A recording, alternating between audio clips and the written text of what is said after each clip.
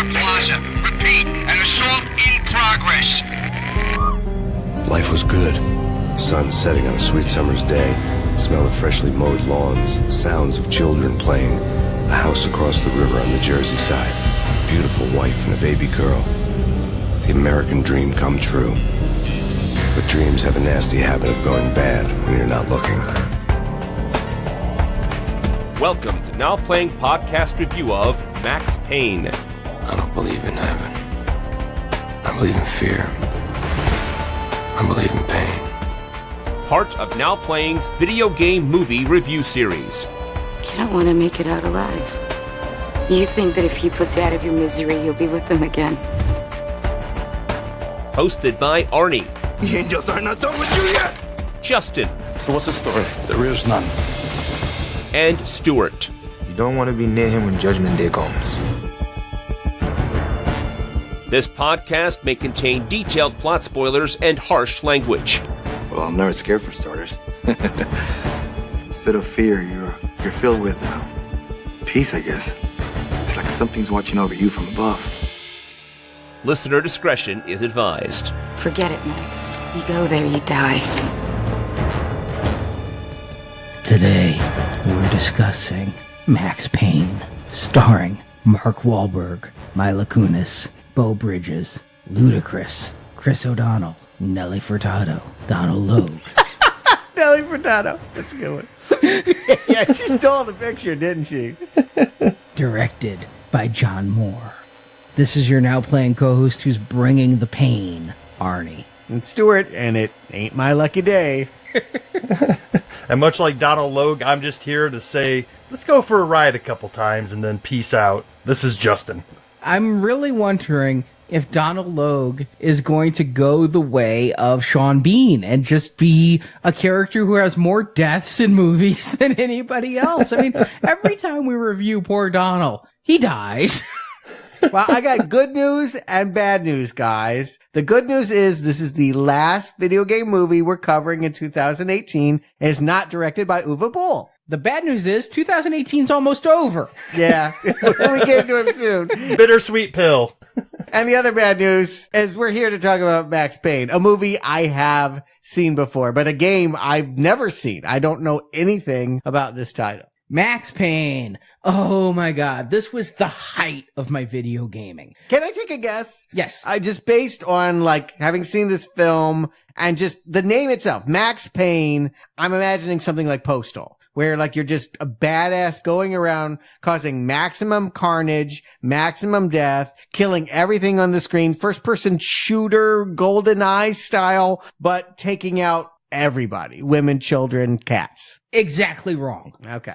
Whoa, that would have been my guess too, Stuart. So hey, we're wrong on the same page. In 1999, The Matrix came out, and I remember everybody calling it a video game movie and talking about bullet time and talking about how it was so video gamey. I, attempting to be a game designer, had never played a single frickin' video game that went into slow-mo as I was dodging bullets. I'm like, what video games are you playing? Because I've not played them. Well, around 1999, Remedy Entertainment was a game company looking for their next property, and they had a lot of different ideas that they were going around with, and I think they were desperately influenced by The Matrix. As in 2001, in just 2 years, which is a really fast turnaround for a PC/PlayStation 2 game, Max Payne hit the market, and I fell in love with this game. It is a graphic novel of a game to the point that its interludes are all painted like Sin City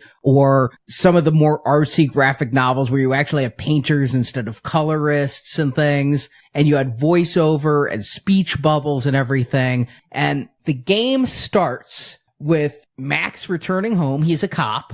And his wife and baby have been murdered. Okay. So there is a plot point here that's a carryover into the movie. Yeah, but that's how the game starts. Here, they try to keep it a mystery, which is, as somebody who knows the game really well, finds that very difficult to not know. But instead of going all Punisher and everything, Max Payne, his wife and kid were killed by junkies. And so he joins the narcotics division and goes deep undercover, basically Serpico level, to get into the gang so he can bust the people supplying the drugs. He doesn't want to avenge his wife and baby per se, but he wants to clean up the streets so it doesn't happen to anybody else. He's a good, dedicated cop under deep cover with only 1 or 2 contacts. At the beginning of the game, one of his contacts, who's named Andy, the Donald Logue analog here, is shot during a meeting in the New York subway. And it's during a blizzard, so there's no civilians out on the street. And you get this game that's constantly haunted by this slow drifting snow.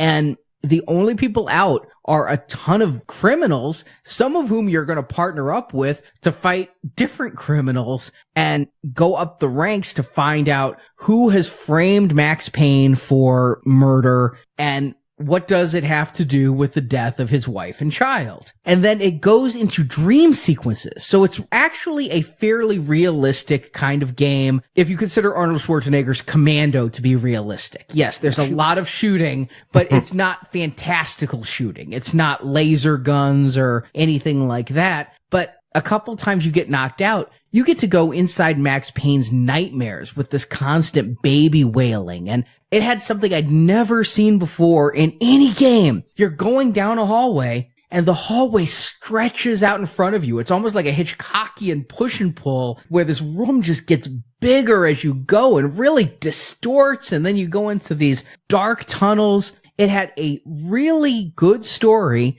And it was so fun, it incorporated bullet time. It was the first video game of note to use bullet time. And what it was you had basically so much bullet time, it would replenish as you go, kind of like a health meter. And you could hit a button and you could either leap with bullet time or you could just slow it down. You move the same speed everybody else moves, but as the player, you can aim better, you can target better, you can become more aware of your surroundings. And I think the game's mechanics make it so that you're less likely to get hit when you're in this bullet time mode. You can dodge bullets better. So it was fun to play. It had wonderful presentation. Now, as I replayed this game, and I replayed it start to finish and loved every minute of it, I did realize, okay, the story isn't exactly all that original. It is kind of like The Punisher or any of these other things, but it's presented very well. The voice acting is done well, and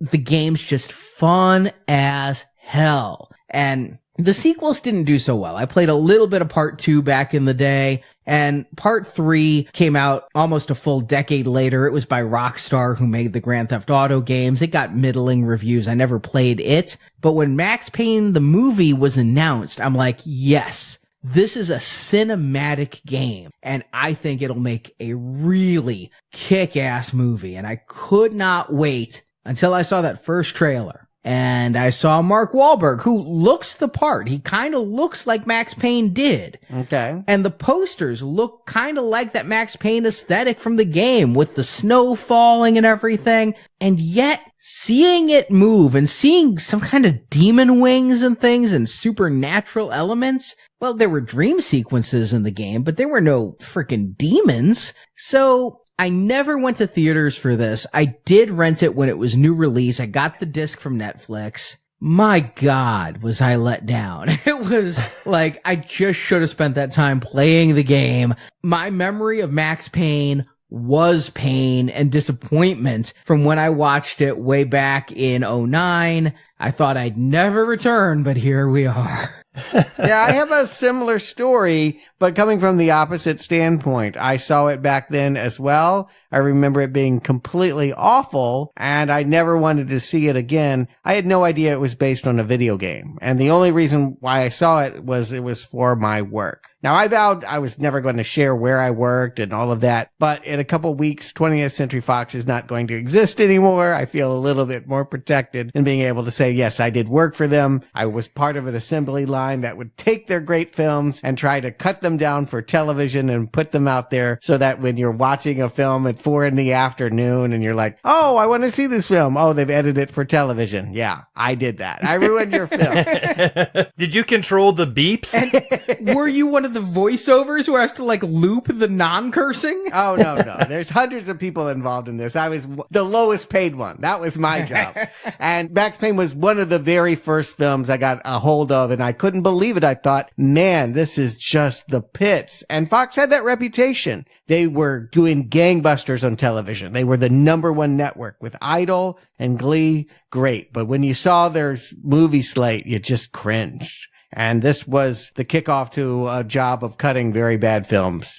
Wow. I guess my angle on this is kind of neither of those. I've never seen the movie. I don't remember it coming out. I never played the game, but I was very aware of it. Like, that cover art is iconic in my mind. There's just something about the spray painted graffiti of Max Payne on a white brick wall with bold red letters and the yellow police tape that like just really nailed the artwork for a game. And I think that stuck around for quite a while. That's something that was on PC. It was on consoles. I remember being ported to Mac. That doesn't happen with a lot of games. But the movie, it was a bad time for Wahlberg. He's making this as his follow-up to The Happening. Poor gentleman. If you're a donor, you're going to hear, not this week, but next week, one of my favorite bad movies of all time, The Happening. Oh my God, he's so awful in it. And then to follow it up with this film, and then The Lovely Bones. Really, he had gone from, I never thought he was a great actor, but a fun presence in movies. When utilized correctly, I really enjoyed seeing Mark Wahlberg. This was a time when I dropped out of the picture.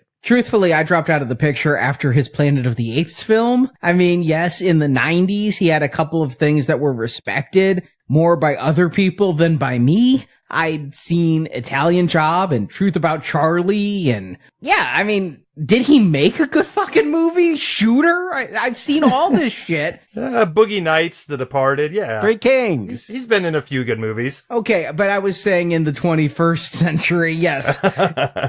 2 of those 3 you've mentioned were 20th century. Yeah, The Departed was just a couple years before Max Payne. Huge ensemble cast, of which he's one of the smallest roles. But a memorable one. I think he steals the movie. I mean, he's better than Nicholson in it. I think I came back around to Wahlberg when he and Mila Kunis re-teamed for Ted. That's the only thing I could think of watching Max Payne this time is it's Mila Kunis and Mark Wahlberg. Are they Thunder Buddies? Is it Snow Thunder?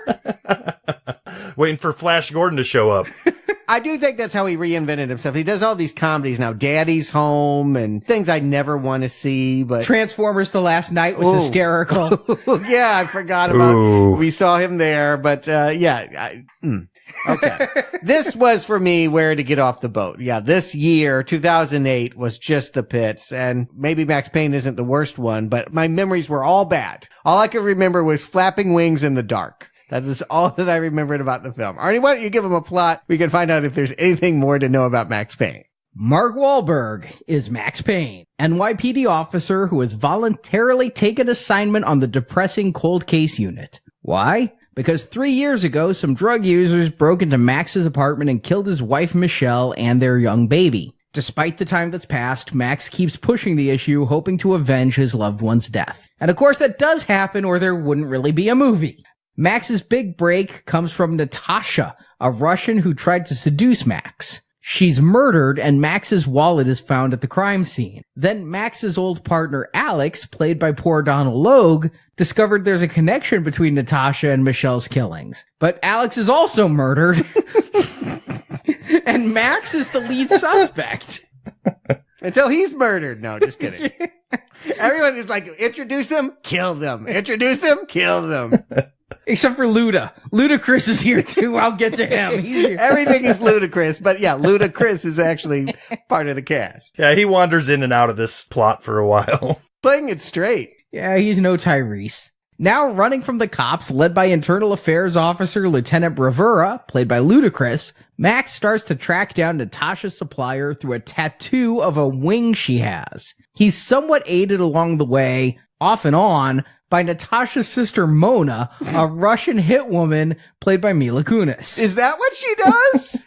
I had no idea why she was sitting around in dark sunglasses. She's a hit woman. She says, you know what I do. I'm going to kill you if you fuck this up. Okay. That confirms something. Max leads take him to a seer, a pharmaceutical company where his wife worked. Max's family friend, BB, played by Beau Bridges. It's very alliterative of him. All I can think of is BB. I'm just going to call Beau Bridges BB from now on. Good old BB. Is that a character in the game, or did they just decide not to name this character or anything? No, he's actually a character from the game. It's just lucky casting.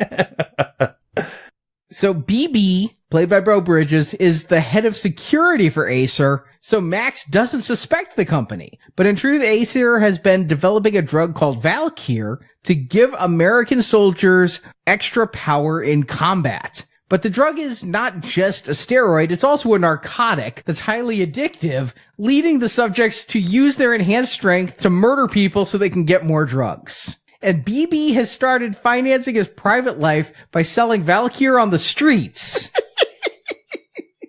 That's what I'll never get over. I'm sorry, if Beau Bridges is pimping any narcotic street drug, you just don't do it. Jeff, maybe. Beau, no. No. Beau don't know drugs. No, he doesn't. He could have like a barbecue sauce or something. You know, like that I'll buy from Beau Bridges. A fucking vial of blue drug? No. Keep your Smurf shit to yourself. Well, Max's wife, Michelle, had found out about all this, so BB had her and Max's baby killed to keep it a secret. Because the baby might talk? I mean, I think it's so that it looks like random druggie attack when, in fact, it's a targeted hit. Mm-hmm. Well, now that Max knows all this, he goes on a killing spree, killing several Valkyr soldiers, corrupt cops, and eventually shooting BB on the roof of the Acer skyscraper. And thanks to Lieutenant Rivera being a good cop, he called in the FBI. Max's name is cleared, but Acer is still a very profitable company that maybe Max and Mona were going to take out in the sequel that never happened as credits roll. So my first question... That wasn't Billy Zane? And my question is, I keep seeing Chris O'Donnell's in this. Where's Robin? He put on a few. He wasn't the bald dude then. No, he was the guy who worked at the company and got shot in his office. Marjorie and I are watching this and Donald Logue's there, and Marjorie's like, is that Donald Logue? I'm like, I don't think he's in this movie. Is it Chris O'Donnell? Has he looked homeless? All right. So Max Payne, right away, I just want to point out a number of differences from the game. In the game, there is a Russian hit woman who is the sister of someone married to a mafioso that Max, he never teams up with her, but they trade information. Max trades information with a lot of people underground. They never have a relationship. It never comes off romantic, and they never really go out guns blazing together. And if they did, you wouldn't hire Mila, that 70s show Kunis, to play that role. Look, I'm just going to call it out. Fox made this on the cheap. Mila Kunis was finishing up 70s show. The main bad guy in this was doing Prison Break. It was like they literally went into the cafeteria and said, hey, guys, want to be in a major motion picture? Come on over next door. This movie, it would like to look like Blade Runner. They're trying. They got a music video guy that's doing all of the tricks you do in a music video to make it flashy and cool. And yes, hopefully, please confuse it with Sin City or even The Spirit. John Moore. Can we have less of Moore? I rarely blame a person specifically for their body of work. I usually hold that back for a Uwe Boll kind of person. But John Moore, A Good Day to Die Hard, Max Payne, the remake of The Omen, The Flight of the Phoenix, and something called It, which does not have Pennywise. Instead, it has an even scarier looking Pierce Brosnan. His claim to fame was, and I don't know if it's very famous, but did he write Behind Enemy Lines? Is that what got him the Fox contract? Because all those films you mentioned are Fox films. He directed it. That was written by Zach Penn. He directed it even. I thought that was William Friedkin. Nah. Wow. Big difference. William Friedkin, John fucking Moore. Now, John Moore, in addition to just making shit films, is an asshole. I watched the behind the scenes thing. This guy, he just sits there and flips off the camera and is like, fuck all you all. Why don't you want some magic behind the making of movies? Why do you have to follow me around with a camera and ruin everything? Oh, boo-hoo, DVD sales went down. You fuckers just pirate everything anyway, so who cares? And a little later in that same documentary, fuck all those accountants who tell me how much a movie should cost and how long I should have to make this movie. When this movie makes $115 million, I'm coming for all of you. Sounds less like a documentary and somebody is preparing a case. I would rather watch this movie, honestly. It's a more dramatic story than what we're getting here. But yes, he is a flashy movie guy that got a lot of films out of Fox, and I'm guessing that he turned it in on time and on budget. And somehow they gave him $35 million for this. Arnie, you brought it up early on when we were talking about the game, and this was going to be my big question when we sat down to record, because looking at the box of this game, it gives me no hint that there's going to be supernatural elements or demons or anything like that in the game. And you're saying that's something that they just put in this movie for the hell of it? The game had those psychological aspects where you would go into this nightmare world, but it was quite clearly an exploration of the subconscious. You were never supposed to think it was an alternate dimension. There was this game that I actually really loved that a lot of people probably would find boring called Sanitarium. And it was this role-playing game, and by role-playing, I mean like Leisure Suit Larry type stuff, where you'd go around and talk to people, but you were in a mental institution in modern day, or are you living in like 1800 BC in some weird Sumerian area? And you didn't know what was real and what wasn't real. And I thought that was kind of a fun game, although I thought the Sumeria stuff was a little weird. But Max Payne never is trying to say, what, are these nightmares with the extended horror hallways supposed to be real? No, it was supposed to show how tormented Max is, but doing so in a horror way. I think this movie is trying to do that. I don't think these angels are supposed to be real. They're supposed to be hallucinatory. Was that the best part of the game? Was that you wanted to go into the visions? Because that would be the first thing I would tell them to cut from the script. If this wasn't an essential part of gameplay that you like, oh, I need to see how Max Payne dreams this reality, I would say the fact that they start with him drowning and having a vision of his dead daughter, this is something you don't need to let out of the bag right away. There's nothing left of mystery now. Okay, his wife is dead, and then we're going to be told that, about 8 more times, and then he's going to build to the scene where he sees them dead in the flashback. Why do that? Why have these flashbacks and visions unless that is the appeal? Well, it was very fun and very unique to that game, but it's not like they were really trying to hold to the game, because as I mentioned, that game takes place a lot in bullet time. Like half the game is played in slow-mo because that's your superpower in the game, is the ability to slow things down and aim. They only do that like 3 or 4 times in this movie. And yet this movie feels incredibly slow. Oh, God, it is. And the game designers have come out and said, this movie sucks. Right now, to every game designer listening, to everybody who knows a game designer who's listening, don't think this Faustian deal of we're getting a movie is going to work out for you, because I have yet to find, except for Postal, too many game developers who walked away with a smile on their face about the adaptation. But he was upset because they hid the fact that the wife and baby were killed for part of the movie. For him, he thinks that's your lead in, and your mystery is why were they killed, who killed them, what did that, instead of having Max here in this drowning scene where it then goes 1 week earlier, and yeah, you see flashes of dead babies, and it's a poor way to introduce us to the story. The other thing the game really had going for it, though, was this wonderful noir voiceover that was so overwritten and so full of similes. When playing it this time, I was able to look at it and realize it was almost a parody of your Sam Spade type story. But they had a really good voice actor doing it, Sam Lake, who gets a cameo in this movie, the FBI agent who comes in when Ludacris says, you want to meet a real cop? That's the actor who voiced Max Payne in the game. And it really sells that graphic novel feel, this voiceover. But when I get Mark Wahlberg's lines thudding to the ground and this horrible maudlin voiceover, immediately it all relies on the actor. The biggest sin Max Payne has pulled is incredible miscasting of everybody on screen, really. Beau Bridges, Mark Wahlberg, Mila Kunis, all of you need to go make a comedy together because you are not proper in this movie. Only Donald Logue, who dies, is playing Donald Logue in everything. So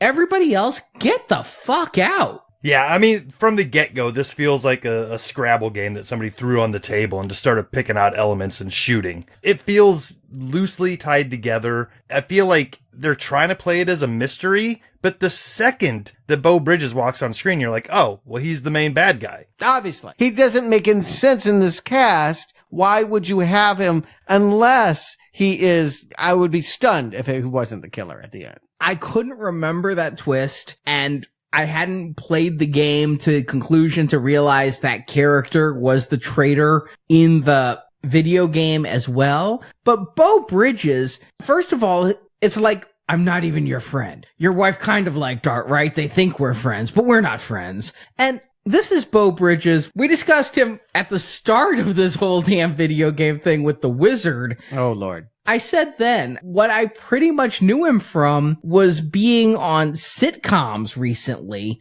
and it's like he had this transformation from hot Beau Bridges of the 80s to fuddy-duddy Beau Bridges now, and here, he's far more on the fuddy-duddy side than he is on the cool side. No, let's be clear. Jeff Bridges was the hot, sexy one. Beau was always the fuddy one. Like, that was their relation. It's like the Randy Quaid, Dennis Quaid factor. Beau never got offered the same scripts as Jeff Bridges. Never. So the stylization, are they at least getting that right? They didn't shoot it in black and white, but it looks like they're enhancing the colors so that it kind of look like a colorized black and white movie. And there's obviously some modeling and some matte painting kind of stuff to give it a depth and an atmosphere that they obviously didn't have in Toronto / the backlot of Fox. I got the feeling stylistically that they shot this with every intention of going back in and picking out elements to really hit the contrast on, red lipstick or red blood. But somebody took a step back and was like, yeah, this is obviously too much of a ripoff of Sin City to do this. So they just left it blah and almost devoid of color. They intentionally tried to skew away from CGI effects and do a lot of this stuff in camera. So the art direction you're talking about. Yeah. Okay. Yeah. All right. I'm like, because the bullets and all of that are all. Right. Yeah. Right. I'm talking about the overall look, feel, the way that, yes, it screams Sin City, which came out 4 years earlier and did this much better. Mm-hmm. Down to the voiceover, down to some of the character developments. I'm like, where's the yellow man? Because that would have improved this film greatly. But they didn't do a lot of green screen. They did some. They obviously had to for the bullet time stuff. But what they got right was the feeling of desolation and isolation and the constant snow, which just brings a mood to it. And the fact that it's nighttime. Now, Max Payne, the game, takes place in one night, whereas Max Payne, the movie, takes place in a Toronto where every night is a full moon. Like 5 nights in a row, it is a full moon. They show us that shot every night, but anytime Max Payne went in the daytime, which admittedly the sequel games did, I didn't think it had the same vibe. It didn't work as well. But when it's nighttime and it's cold and it's barren, there's something about the dark, cold, snowy night that I felt was symbolic of Max Payne's own soul and the solitude he felt and how he was one man against the world. I think they got that right. Okay. It's not as bad as I remembered. I remember this movie feeling like I was looking at a black screen, like that I couldn't see anything and that it was just poorly photographed. Maybe I had a bad print or something, but coming back to it, it looks okay, but it does not compare favorably to what they're ripping off, which is the Sin City aesthetic. And it doesn't sound like they captured the look of the game exactly either. No, the game graphic novel, like I said, was highly stylized, painted, reminding me of like those 80s graphic novels that came out after Watchmen when they're trying to get a bit more of an artsy style to them, like Sandman, like Neil Gaiman level look. Mm-hmm. But the game itself, it didn't have a look that I could really call out. It was third person, not first person, but you were in buildings. You were in New York City. You'd go to the subway and things. You'd go into buildings. You'd go into clubs. Both the game and the movie have strange, needless references to Norse mythology that I didn't catch before Thor. The movie really reminded me a lot of it. But yeah, there's a Club Ragnarok in the game. Oh yeah, talking about Valkyries and all that stuff here. Yeah, and they get it wrong because, as I know from Ragnarok, the movie, all the Valkyries were women in Norse mythology, but here they're dudes. Yeah, that's not all they get wrong, but it takes a while to even get to that point. I just wanted to know if they captured anything that was right, because what we're getting is kind of a cut and paste generic noir world where Mark Wahlberg is going to skulk his way through. Nobody wants to talk to him at the police station. He works cold cases, so he doesn't have to deal with anyone, and so that presumably he can spend all of his time researching who killed his wife. And we just have these really poor scenes of him wandering around subways and such, messing up hoods, trying to figure out who did it to her, when we know goddamn well it's Beau Bridges. Yeah, it is much better in the game because, first of all, in a game, you don't have somebody there who's obviously a too big of a cast member to be underutilized in a bit part. And that's the thing I've really come to notice in a lot of movies is if you have like 3 leads, one of those 3 leads is the bad guy. And if one of those 3 leads isn't the bad guy, one of those 3 will be revealed to be the bad guy at the end. And so in the game, you don't know who set you up. All you know is you only have one contact on the force and he's dead. So what's going on? You think it's mobsters who did it, but it turns out the mobsters are working for the cops who are working with drug dealers. You know, a lot of this plot is from the game, including the drug Valkyr being this new designer drug on the street. It sounds like it's a little nebulous. Like by design, by trying to go for some Hammett thing, you got all of these red herrings and all these dense things. I'm wondering if they didn't shoot some of that and then realized nothing made any sense. So they just mixed it all up in a bag. And the order in which we get Mark walking into a room feels like it could happen at any time, at any given moment, with no connection to what we've seen before or what happens later. We know that there's a guy standing around for anyone to see on any building holding a machete who is the person killing all of these people. For some reason, they just don't look up. They're investigating crime scenes. He's standing right there. No, we don't see him. And it will take forever for Mark to walk up and meet this guy. A lot of this setup is him harassing central casting thugs. And this is what I don't understand. It's not like Max is following a bunch of clues and getting close to figuring this out. Mm-mm. He just seems to be bumbling about, and everybody he runs into ends up getting hacked up as if they were going to reveal some information that they didn't have to Max, who's not even on the trail. Okay, let's follow this through, because I really, knowing everything we know from the plot summary and that Beau Bridges is behind it all, right, I want to kind of follow this. Right. So Beau Bridges' company is making this drug that's basically extremis. And I want to point out, it's not his company. Yeah, he's just head of security with a swanky-ass CEO office. Right. And he's illegally selling the drugs on the streets. Right. And Acer, aren't they the crappy line of laptops? That's Acer, A-C-E-R. Isn't this Acer? Oh. Yeah, there's a Y and S in there, but yeah, point taken.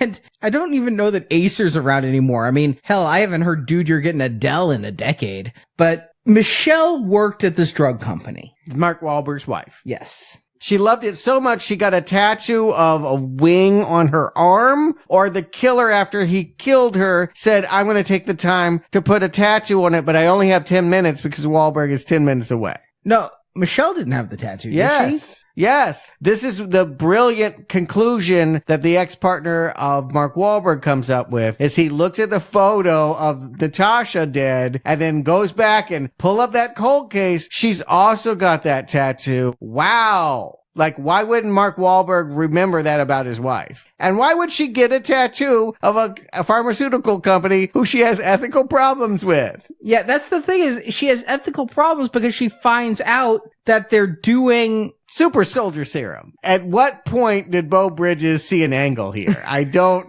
know. And what exactly did she find? I'm thinking this took a lot actually from Darkman, because remember in Darkman, Liam Neeson's girlfriend had the memo that she shouldn't have had about the illegal land dealings, and they go to get it from Liam Neeson's lab, and that's why he gets burned up and turned into Darkman. This is basically it, right? Is she finds like a memo or some papers that she shouldn't have found that exposes something about this drug. I don't know if it's that BB is selling it or if it's that they're making it. No. Mark Wahlberg had a wife who worked for a drug company, and she found out that on the side for the government, they were developing a serum that was only 1% successful. It was going to make 1% of the armed forces kill without fear, but everyone else that takes it becomes highly addicted to it and has visions of angels. Well, the slogan is an army of one, so 1%'s plenty, right? Right.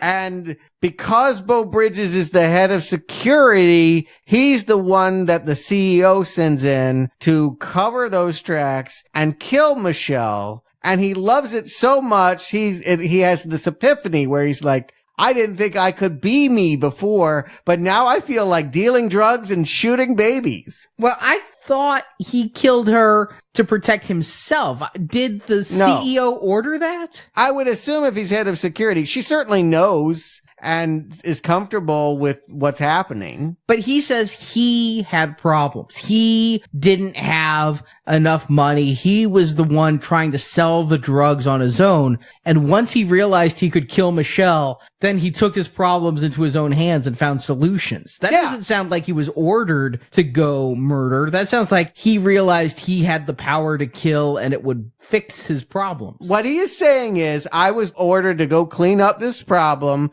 and when I killed Michelle, I was not bound by morality anymore, and so I can just open a side business of BB's crack house. Okay. Yeah, I mean, if you're gonna kill a baby, dealing drugs is kind of below that on the. Yeah, exactly. And what I love that we're gonna find out, this pissed me off so bad. Okay. BB is head of security for a company that makes super soldiers. Mm-hmm. And presumably it also has security guards. Mm-hmm. Ones that could probably run a mile and not huff and puff like Beau Bridges would. But Beau and another guy go personally to kill Michelle. Right. Not only is he the head of security, he's the only security guard. And Max Payne, when he's told this, when BB is there like, I killed your wife with my hands, Max Payne suddenly goes, yeah, that's right, you did. I saw you in the mirror. Yes, because the baby bubble was like glistening and there was a mirror on one of them. He remembers, yeah, there was a face there, and now I can place it. It was you in the closet hiding.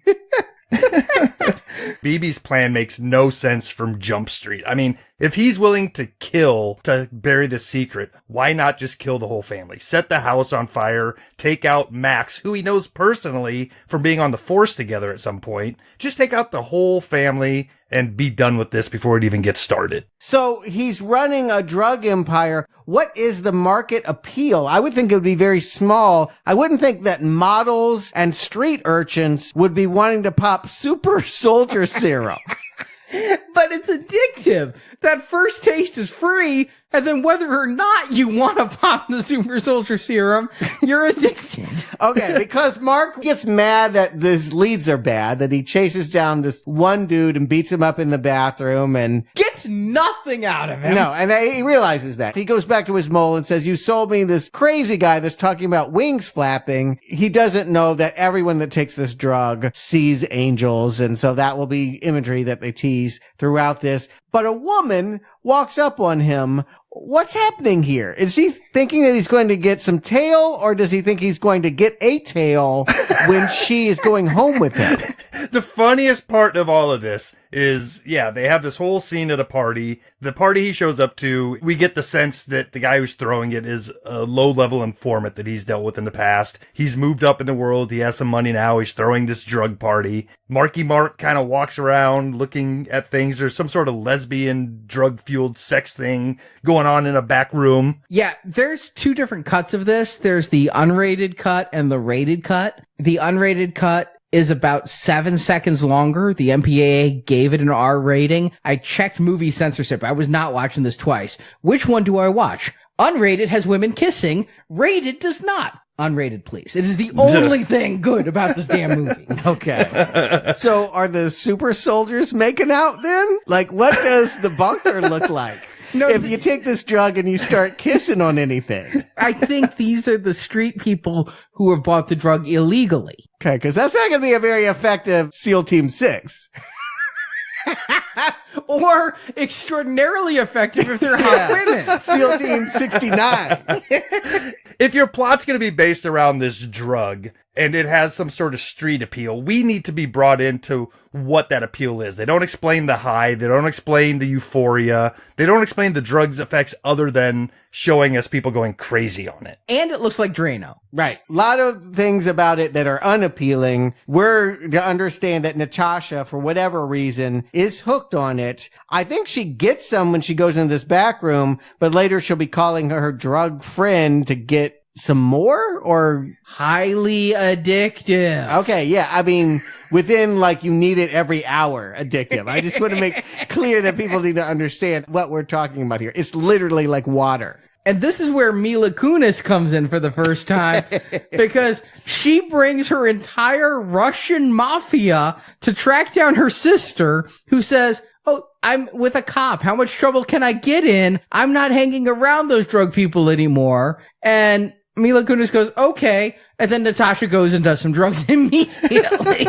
Yeah. And what is Max doing during all of this? You would think that he would be on to some of it. Does he think he has a lead here on his dead wife because she has the same tattoo? Is that why he's allowing her to come home with him? Or is he lonely? I literally cannot read what the character wants and why he gets entangled in this situation, and wonder if there wasn't heavily re-editing and rewriting and that all of this stuff feels garbled because it was an entirely different plot. Well, I don't know if there's anything written there, because this is the point of the movie where I rolled my eyes out of my head and realized, oh my God, what are we in for here? Because they're at the party and Max says to Natasha, let's get out of here and go someplace to talk. Cut to, they're at Max's house and he says, all right, now spill it. So they went from that party, got in a cab or his car or walked silently for the next 20 minutes, hour, however long it took to get there before he says that. Like, this is where I'm like, somebody write an exposition on how they got from here to here and didn't speak a word to each other. The shocker is, I guess he didn't drink any of the blue stuff because he doesn't want to make out with her. She goes on her way, and this guy who is hanging out everywhere they go, the killer, he ends up being a sergeant in the super serum program, Jack Lupino. Again, the guy that was in Prison Break. He is killing her. She has a vision of a giant bird attacking her, and it's really him jumping off the roof with a machete, I guess. And she was stealing Mark Wahlberg's wallet because, hey, why not? If I can't get him in bed, I'll get his credit card? Yeah, you know, if she's that crazy, why did he go home with her? Like, couldn't he read? Like, we all know what a crack fiend is, right? I mean, you can't be seduced by a crack fiend. Well, that's usually because of their teeth. Yeah. I mean, this drug seems to enhance things, not reduce things. But I think he might have thought of sleeping with her. She was hot. She was naked. She was in his bed. She made the mistake of saying, oh, what's the sob story you want to tell me? I don't care. Just call me whatever her name is. You can be with her again. Max, I've missed you. You don't screw with the dead wife. That's, I think, when he was like, get out. I think he might have actually, after 3 years, been ready to have sex with a Russian drug addict until that moment. Yeah, maybe. And again, they have the same tattoo. I didn't make that up. That is something that is said in this movie by the ex-partner that rolls in. And I think, oh, this is going to be a major character. Donald Loge is a character actor who's usually given something to do in a film. Die. Well, no, but he's the ex-partner and he's going to set all of the stuff up. And the fact that he's like dead a minute later, again, it leads me to believe they didn't know what they were doing. Like, this mystery is just fumbling around in the dark and there's more corpses than there are killers. Do you remember reviewing Donald Logan Ghost Rider? No. Okay, then. Yeah, he's literally here to deliver like 5 lines. And seriously, 2 of them are, hey, let's go for a ride. I can't understand why they would bring him in just to kill him this early. We already have 2 corpses. We have the wife and now Natasha. We don't need the ex-partner also dead. That's too many investigations going on simultaneously. Right. He could have played the same character that Ludacris ended up playing or roll those into one, but it's an unnecessary character at this point. Except, all right, help me figure this out. So Natasha's killed and his wallet's there. Ludacris is asking some questions, or I'm sorry, Bravura is asking some questions. These terrible symbolic names are straight out of the game. But he's asking questions. Then Max Payne goes to meet his friend, wakes up in a hospital, is told that his partner was killed, and Beau Bridges is like, yeah, I'm going to the wake. You want to come? I'll take you by my office first so that we can get you an outfit. Cause Beau Bridges and Mark Wahlberg are the same size. Wait, what kind of, now I'm thinking this is a crazy dream. Like he died and now he's gone to a different realm where physics don't apply in the same way. This is Beau Bridges when he was still actually working as head of security before his drug dealing, letting himself go kind of day. The way it plays on screen is he wakes up from being knocked out a little bit earlier and the wake is a few hours after he died. It's just rolling along with no apparent purpose. And we get to see this horribly overwrought scene. In fact, I'm just going to stop using the term horrible. Everything in this movie is horrible. But this scene where he goes to Alex's funeral and is yelled at by Alex's widow about how horrible it is that Max never forgave Alex for not finding the killer that Max himself also has not found. Nelly Furtado. I'm thinking, oh, that's code for something. She's got that song, I'm Like a Bird. I'm like, it's her. She's the bird lady. We never will see her again. This whole indignant thing about how you did this to Donald Loge. You didn't forgive him, and then he had to go and do his job and investigate, and then he got killed, and that's on you, man. Huh? I don't know how you can pin Max Payne for a lot of the deaths in this movie. I don't see that Donald Loge is one of them. But that's enough rationale for the police to put out an APB thinking Max killed Alex. They don't like him anyway. We had some cop we'll never see again that was new to the force in the very first scene walk through and meet him just so he could be told, yeah, we don't like this guy. His wife was killed, which we've been told that 4 times now, and he acts real funny. The point is Mark Wahlberg is a man alone. He has no friends on the force except for Beau Bridges, who left the force to be the head of the security. And the fact that Beau Bridges is asking him all these questions about the case just telegraphs the fact, well, then he's pumping him for information because he was the one that did the murder. The whole time, it's just obvious, and we're waiting for that to happen. But no, there's got to be some more stuff that happens, like Mila Kunis. Why is she here? What does she add? At some point, she pulls into an alley with a gun and says, you did it, and then ends up working with him to like go to a tattoo parlor and meet a black gangster that we never see again. This is like a breadcrumb trails after breadcrumb trails. So we're just walking on crusty bread and it goes nowhere, whatever direction you pick. I love. Ironically, the scene where they're having this one-up and he's like, I'm trying to find Natasha's killer too. You don't get to say her name. Let's go to the tattoo parlor. Now he's talking to the tattoo artist. You gave this tattoo to Natasha. Myra says nothing. Yeah, I don't know. Can I just ask about the tattoos? Why?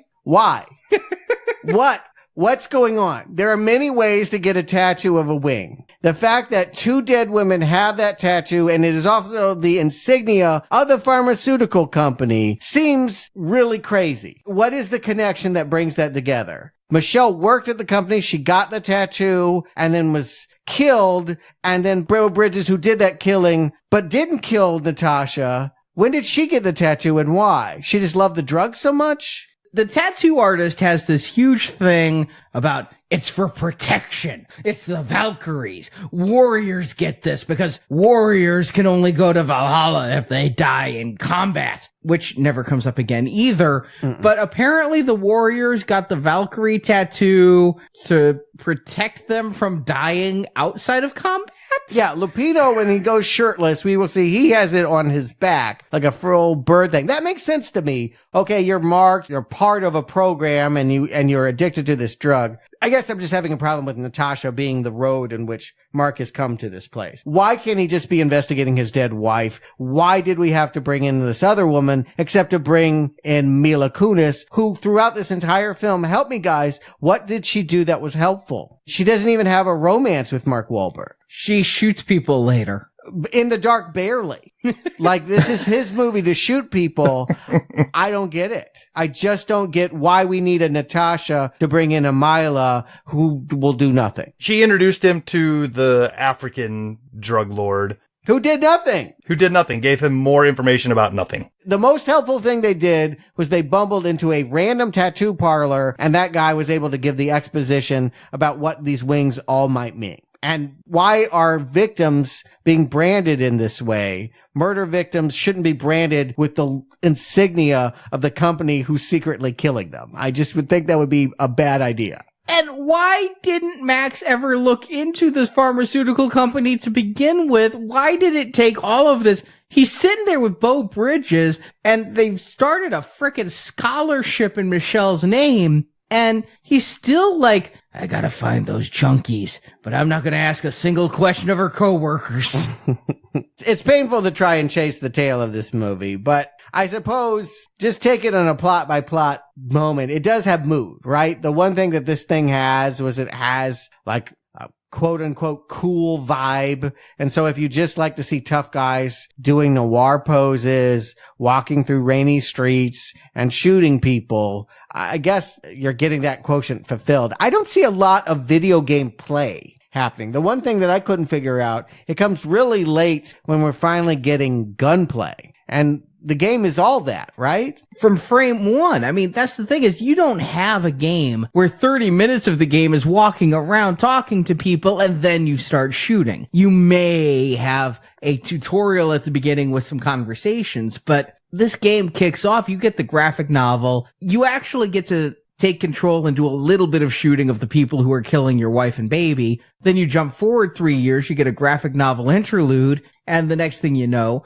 you're shooting thugs who are shooting at you. I mean, that's what a game is. And again, I'm watching this with Marjorie, and she's like, well, this just feels like a game because you're getting all these clues and all these characters and everything. It just feels like a game. I'm like, I agreed with her for the first 10 minutes, and at the 30-minute mark, I'm like, what game would not have me shooting people yet? Right. That is a bad game. Yeah, that's what I'm saying is that you could make the argument, turn off your brain, don't try to follow the mystery, just enjoy what they're giving you, except after a while, it's just kind of dull. It's got mood to spare, but there aren't any kick-ass scenes. Like, it takes Chris O'Donnell to get this motherfucking party started. And that is never a good thing. But Chris O'Donnell is 10 years beyond Batman and Robin and probably suffered the most. Out of everyone in that cast, he is the one that has worked the least and seems to have no cachet and is here playing a nameless suit who we might suspect is in on the conspiracy with the super serum, but in fact wants to be a whistleblower. And so they send a SWAT team up to kill him and Max. He is more than happy to roll over. He's like, I got the envelope. You just got to protect me. I'll tell you everything. And Max is an idiot. I don't have that much respect in real life for Mark Wahlberg. I don't believe him to be overly intelligent. I don't believe he's a person I'd exactly like to go to a race rally with. But I definitely think he's smart enough to realize that if a guy has an envelope full of something, you might want to find out what it is, and it wouldn't need the guy to say, this is who killed your wife, before you pay attention. Well, I mean, if Max is being stupid, then BB and his crew are being even stupider, because after all, this is all about a cover-up. And next thing you know, we have full-on military bullet action going on in the middle of a pharmaceutical company. Yeah. Office, cubicles, the 37th floor of this skyscraper. Very, very covert operation going on here. I feel bad for Chris O'Donnell, and I never want to feel bad for Chris O'Donnell. We could keep you in the rest of the movie and you could work with Mark Wahlberg, except, you're just not that interesting, so we'll just make it a folder. Mark Wahlberg will walk away from this exchange with a folder that will just tell him everything he needs to understand about Acer and how they made these soldiers into these killing machines and tie it all up in a bow. As compared to tying it all up in a bridges? No. But every character appears, gets shot, and usually dies, or just disappears, Nelly Furtado style. It's strange to have a movie where the only constant is Beau Bridges. When in doubt, Beau Bridges will pop back up, and eventually he will cackle and admit it was all his evil plan. Whatever plan that was. He admits to that way too easily. And I'm completely disappointed because Jack Lupino needs to do more. He looks the most badass in this movie. I almost expect him to have like filed down teeth. Maybe he actually wandered off the set of Constantine and into this because he really, with those wing tattoos and everything, he's got a demonic presence. And we're supposed to be afraid of BB? Yeah, that is a huge miscalculation. As the tough guy they take out very easily here. Now, it isn't even Max Payne that shoots him. It is Beau Bridges. And then, for the rest of the movie, we have to worry that Mark Wahlberg is going to have to face off with the other Bridges brother. It's just ridiculous. Why do that? I guess Beau is a bigger star and you just want to have a star. Sure, but if this guy's supposed to represent the ultimate in this experiment for the drug testing, why not make him actually head of Beau's security or his right-hand man instead of Rutherford Gray, who he ends up running around with at the end of the movie? Or the other soldiers. I mean, presumably it wasn't just one test subject, that there must have been other soldiers, and couldn't they all be utilized to go after Max at some point where, Beau can be in the background cackling and being evil, but it doesn't fall on him to do these action set pieces. That it's literally going to be him walking Mark Wahlberg out to the frozen lake that we saw in the beginning. So after all of this, we understand that BB himself killed Max's wife and his baby, has been running this illegal drug ring. He's gone ahead and gotten a gunfight at his corporate headquarters. He still feels the need to make Max's death look like an accident or a suicide. Yes. Well, he's putting him down with all these other bodies underwater that nobody has ever bothered to go. Max apparently knows about it. He's in cold cases. He knows literally where the bodies are, and he never goes there. Yeah, and that's like, we all understand, like, cement shoes and the idea that they're Lake Michigan. Oh, I get it, but if your job is cold cases, and you know where bodies are, don't you think you might want to pull those bodies out and see if you might close a case or two? Yeah, he's working one case, his own case, and my case, quite frankly. But yes, that he's not doing his job, and neither is anyone else in this movie.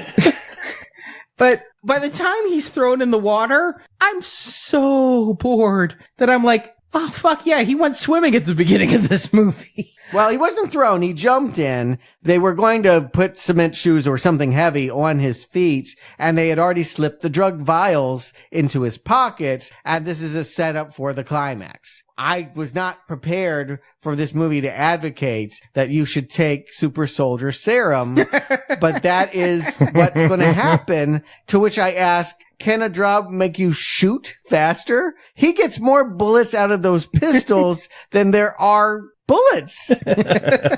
That, I think, is somehow trying to tell us, because this is when the slow-mo really comes in. It's like saying the only way you can have bullet time like you have in Max Payne the game is if you're on speed. And so you comprehend and are able to have faster reflexes and things. That's fine, but your gun isn't on steroids. Like, if I'm a 6-shooter, how do I become a 30-shooter a second?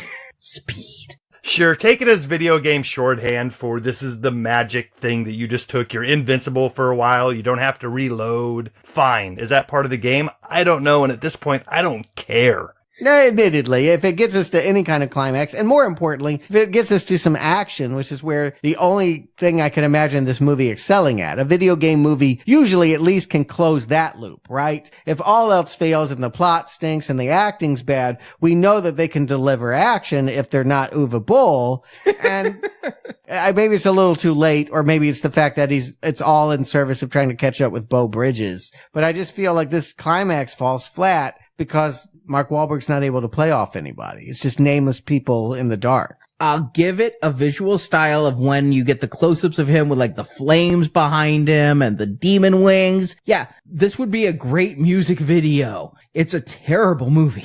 Yeah. But poor Mila Kunis is still here somewhere. You said she's in the dark. She got the one task of chasing down Beau Bridges' henchman, who is like auditioning for that Die Hard 5 movie. For some reason, he decides to blow up a part of the skyscraper. I don't know why. I don't know how that's helpful. And I certainly don't know why the stocks are going to climb for this pharmaceutical company after this ends. I think I may be able to help you out with one. Okay. I think they blew it up to destroy the evidence about the drugs because everything was coming out and everybody was freaking out. His private enterprise of running a Valkyr drug house was being run out of the corporate office. With paperwork? No, just the drug experimentation, the drug use, the fact that the drug Valkyr was a corporate project was going to get out. Oh. I feel like I'm injecting some like Jason Bourne meta knowledge into this script that's just not there. Mm-hmm. Yeah, I don't even know who would be looking. I mean, again, the river is filled with bodies. No one really cares about what misdeeds are being done in this town. It's Sin City after all, but okay. If you say so, I'll accept that might be, they were covering their tracks badly. And Beau Bridges is relying on the CEO to get him a helicopter, and she is happy not to answer that phone and let him sit there and wait for Mark Wahlberg to shoot him on the helipad. That is such a lackluster death. I want this guy to go into the helicopter blades. I mean, if he killed a baby and he killed the wife and he pretended to be the friend, he deserves a really horrible death. And he just gets one bullet, one slow-mo bullet. Yeah, I mean, they're on a skyscraper helipad. Have him fall off. Have him get chopped up by the blade of the helicopter coming up. You're right. One bullet to the chest and it's over. Yeah, and I don't even think Beau showed up that day. Like, they shoot him from the back. The image is taken from his backside so we don't see his face. And, yeah, very lackluster, very unimpressive, anticlimactic. In a movie that didn't start at a big particular high, they've actually managed to go lower. I was about to say, we're not at recommends yet. Lackluster, nothing happening. I thought you were summarizing the whole film. You're just talking one scene? Yeah. And there's one more to go. I don't know. Did you guys make it through the credits? I did, because I knew it was coming and I fast forwarded. Fortunately, there's no more dialogue, so no more lines thud. Right. The sequel tease is that now they're going to go after the CEO because Beau Bridges wasn't lame enough. Now it's going to be this woman that looks like Piper Laurie is going to be who two people are going to have a hard time shooting. Oh, a sequel that I'm glad hasn't happened yet. Don't say yet. It'll never happen. There was talk originally, but the game developers were like, we don't like what they did. The studio was like, hey, we're still waiting for you to come after us after you make $115 million. They kept working with the guy, though. They gave him the keys to the Die Hard franchise. And I do feel like in some ways this was an audition tape for that job. And he passed? Apparently so. Justin Stuart, exactly how much were you in Max Payne? Justin? I guess I'm just glad that this movie couldn't tarnish a video game that I was a fan of. I can't imagine being so into Max Payne as a game and then walk into this movie that's just like, nobody here really cares. Let's just shoot some stuff and see what happens. It would be heartbreaking. There's a scene in the climax when all the bullets are flying. Max goes busting into BB's office. He's not in there, but he busts in and just starts firing blindly into the dark office. I'm like, that's the perfect allegory for this movie. There's nothing going on. They don't know what they're aiming for, and they definitely don't know what they're trying to put out at the end of the day. I think it was a movie they tried to glide by on the little bit of stylistic vibe that they were putting out there, but even that fell flat. They didn't go all the way with the style. They didn't write a good script. It was confusing, and at the very end of it, just left me bored. I mean, at one point I was counting how many movie cliches this thing is going over. I mean, if there's a cliche in a movie, it's in here. If you want to see something that looks like Sin City, but has none of the fun and none of the style, then hey, sit down and watch Max Payne. But other than that, I'd stay far away from this turd. Not recommend. Stuart. And oddly enough, it wasn't as bad as I remembered. I remember thinking, this movie is so horrible. It's one of the worst movies I've ever seen. How am I going to work this job where I'm always cutting these kinds of bad movies? And that was a time before I was on Now Playing. No, I do. I've talked about it already, about how being exposed to so many movies I wouldn't normally watch, and many of them god awful, you develop a skin, a numbness, a shell. This movie, in terms of the video game retrospective, is somewhere in the middle. I mean, it's certainly not one of the worst. It is blandly stylistic, nonsensical, and boring. And that gets you right dab in the middle of the Now Playing arcade. This movie's bad, don't get me wrong, but my definition of what a bad movie is has changed in the last 10 years. If you had asked me 10 years ago, I would have said it was a travesty. Now, not recommend. The travesty is that you're blasé about this shit. Now, yes, Justin, I do love the game, but no one can ever tarnish the memory I have of playing that game hour upon hour upon hour. And after watching this movie, I played that game some more so that I could flush the memory of this out of my mind. My equating it would be, yes, I saw my father's corpse, but that doesn't mean that's my only memory of my father. I also remember talking to him. So it's not that I love the game so much that this is a problem for me as a movie. But for me, this was one of the worst video games. Not the worst. Uva still... Yeah, come on, Arnie. Really? Do I have to remind you of all the things we've seen? Listen, I have been keeping a list on a scale of 1 to 10, what I rank all of the video game movies. You should keep a list of from 3 to negative 30. And I was going to give Max Payne a 2.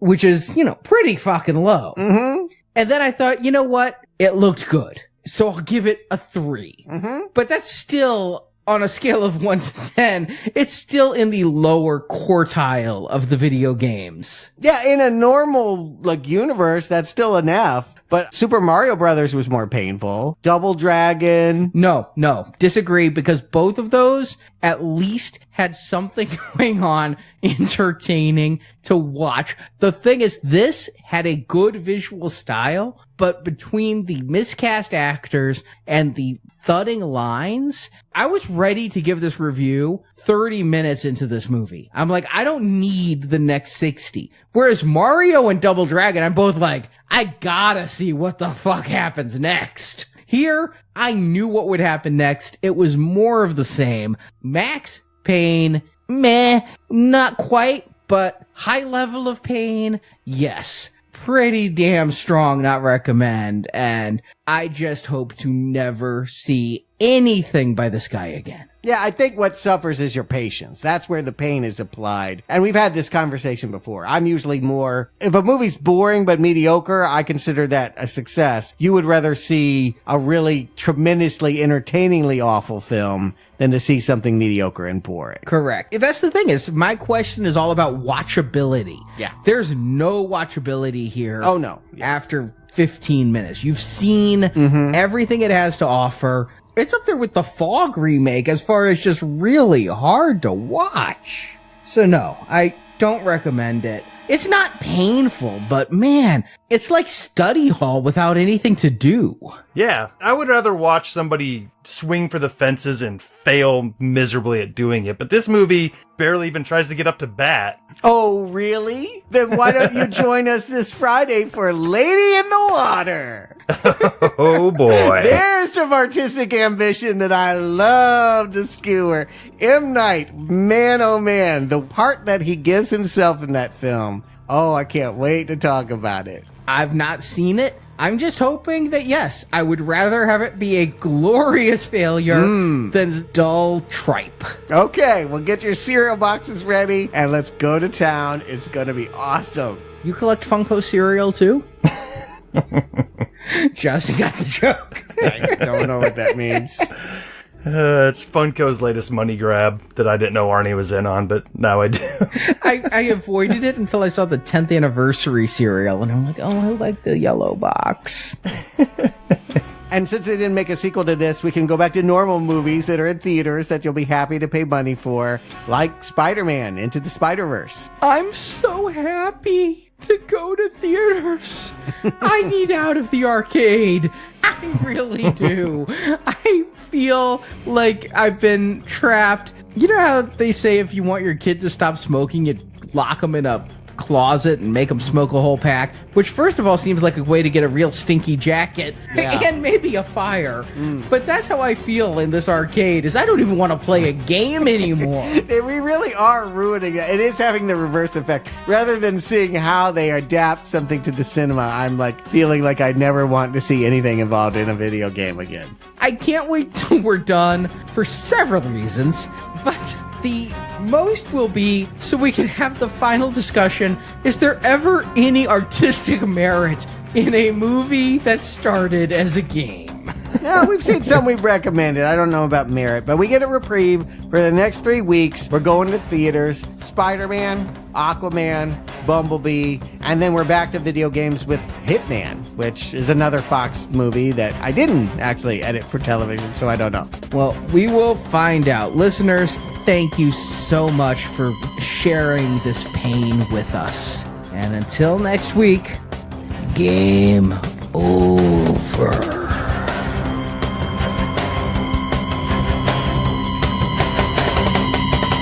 For God's sakes, come on! Max is dead! They got nothing else. Come on! Thank you for listening to this episode of Now Playing Podcast. We hope you've enjoyed the show. Everybody's gonna get a medal for this. Great! Come back to NowPlayingPodcast.com each week for another new movie review podcast. What do you say we grab a beer after work or something? Also at our site, you can find hundreds of other movie reviews, including Star Wars, A Nightmare on Elm Street, Independence Day, the Avengers films, Back to the Future, Batman, Superman, The Fast and the Furious, and more. The devil is building his army. He's looking for something that God wants to stay hidden. And that's what makes him even more dangerous. Now Playing Podcast is a show without any sponsors or ads. We rely on support from listeners like you to keep Now Playing operating. I could feel the dead down there, just below my feet, reaching up to welcome me as one of their own. It was an easy mistake to make. You can donate to the show and, as our thank you, receive bonus podcasts. Over 150 bonus movie reviews are available to choose from on the Now Playing Podbean page, including Alien, Night of the Living Dead, Jurassic Park, Ghostbusters, Indiana Jones, Lord of the Rings, Psycho, Troll, and more. Find a full list of available bonus shows at nowplayingpodcast.com/donate. Please, it's urgent. You can also join the Now Playing Patron campaign through our Podbean site. Patrons of $10 or more get a new exclusive movie review every month, plus even more perks, including one where you can pick a movie for our hosts to review. Find the details on our website. He's family. You gotta help him here. If you want even more Now Playing reviews, place your order now for the first Now Playing book, Underrated Movies We Recommend. Get reviews of 125 films our hosts love. You can order the book by clicking the banner at the top of our homepage. I learned the most amazing lesson. I could have been doing this my entire life. You can follow Now Playing on Facebook and Twitter, where we post announcements of new episodes and where the hosts post movie mini reviews. Links to our social media pages are available on our homepage. You following us, asshole? No, I'm only following you. Now Playing Podcast is produced by Arnie Carvalho. You try sleeping once in a while, you can see that for yourself. Now Playing's video game retrospective series is edited by Arnie. I did everything! Everything! Now Playing credits read by Brock. Just said the magic word. The opinions expressed on Now Playing are those of the individual hosts and may not reflect the opinion of Venganza Media Incorporated. Mind your own business. Venganza Media Incorporated is not affiliated with the motion pictures reviewed or otherwise referred to herein. All movie clips and music included in this podcast are the intellectual property of their respective copyright holders. They are included here for the purpose of review and no infringement is intended. Oh, hell no. Did you accomplish something? Not tonight. Now Playing Podcast is an exclusive trademark of Venganza Media Incorporated and may not be used without the expressed written permission of Venganza Media Incorporated. All rights reserved. If you don't want to talk to me, they're going to send somebody who doesn't know you and won't care about your side of the story. Now Playing is a Venganza Media production, copyright 2018, and no part of this show may be reproduced, repurposed, or redistributed without the written permission of Venganza Media Incorporated. It's okay. The angels burn within them now. But when I get Donnie Wahlberg's lines thudding to the... Marky Mark. I wish it was Donnie. Donnie was doing better work in Saw films around this time. We've discussed him pretty recently. What movie did he... Yeah? Yeah. He was in The Wizard. Yeah. I don't see that Donald Logue is one of them. Isn't it Logue? Loge, I think. It's Donald Logue. It's not Robert Loge. Oh, Logue. Robert Loja, Donald Logue. Yeah. It doesn't matter. We're done talking about him anyway. But yeah.